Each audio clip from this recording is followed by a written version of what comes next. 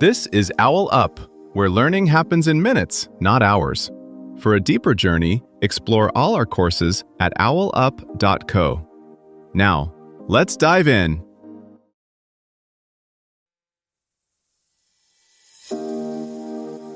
Welcome back to Black Holes Explained. This is Chapter 2, where we're diving into the mind-bending concept of escape velocity and why black holes are basically the universe's ultimate gravitational bullies that won't let anything go, not even light itself. Let's get into it. Light is the universe's ultimate speed limit, yet there are places where even light loses the race. A beam fires outward doing everything right and still curves back in. How can something moving as fast as physics allows end up trapped, with no way to turn around? In this episode, we'll zoom in on the quiet boundary that makes black holes so extreme, the point where escape velocity and the speed of light collide.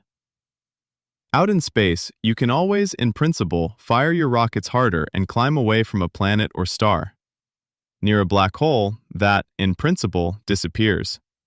There's a precise radius where any outward attempt, no matter how perfectly aimed or how powerful, stops being a path to freedom and becomes just another route deeper in. That radius defines the event horizon.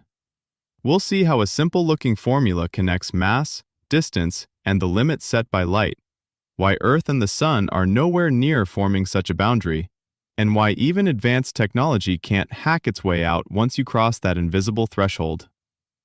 So what changes as you move closer to one of these extreme objects?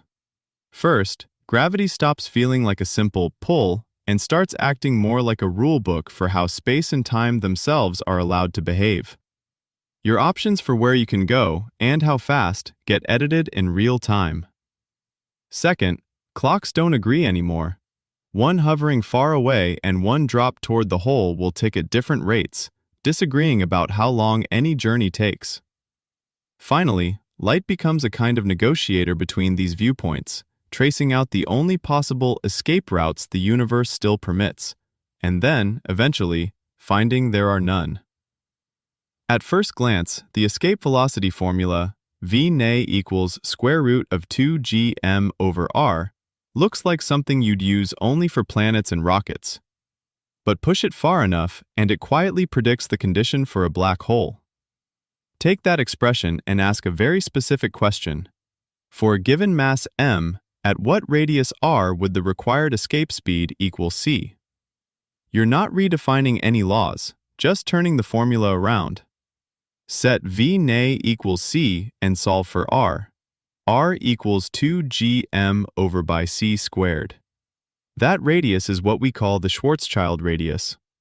Put the same mass inside any smaller sphere, and you've gone past the point where outward motion can still connect to the wider universe. You can pile mass up by crushing an object or by adding more and more stuff. In either case, once the mass-to-radius ratio crosses this threshold, an event horizon forms. Real astrophysical black holes don't get made by literally packing matter by hand. They form when massive stars run out of nuclear fuel and can't support their own weight, or when many black holes and dense remnants merge. In each route, the collapsing material overshoots any stable configuration and drives the radius of the final object below 2gm over by c squared. From the outside, all those complicated details disappear.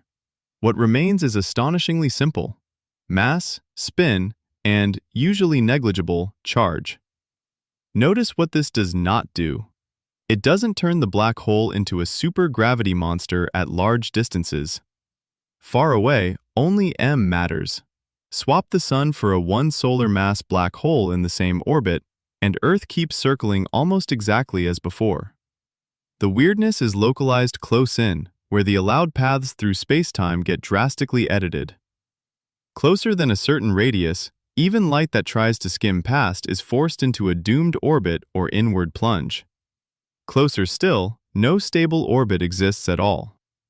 For matter, this boundary decides whether you can form an accretion disk that glows fiercely as it spirals in, or whether infall becomes a near-radial dive. A composer might think of it like tightening a musical phrase around a central note. As you remove more and more options, Every melody you write is driven, inevitably, toward the same final tone. Near and inside the horizon, spacetime's composition rules narrow until every possible future line ends at the singularity. Think about what happens around these objects, where signals can still get out. Astronomers treat black hole systems less like isolated beasts and more like high-energy laboratories.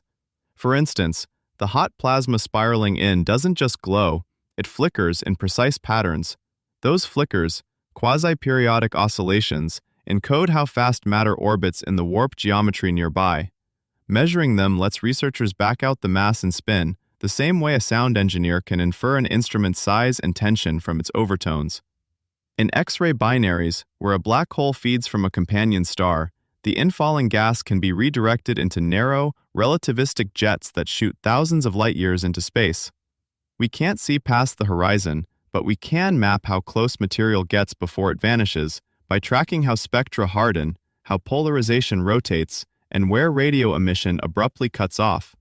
Each of these is a different dial on the spacetime environment, giving us a practical toolkit for probing conditions just shy of no return. Black holes push physics to its edge, but they're also practical tools.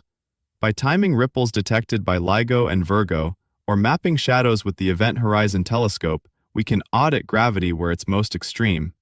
Future missions like LISA and LYNX will act more like diagnostic scans, tracing how matter and radiation behave right outside the point of no return, and hinting whether spacetime itself has fine print our current theories still miss. Crossing that boundary doesn't just erase routes outward, it edits reality's script for cause and effect.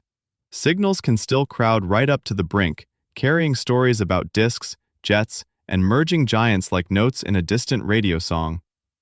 Your challenge this week: pick one black hole image or dataset and ask, what hidden rules of spacetime is this whispering about? This was OwlUp, your daily step forward.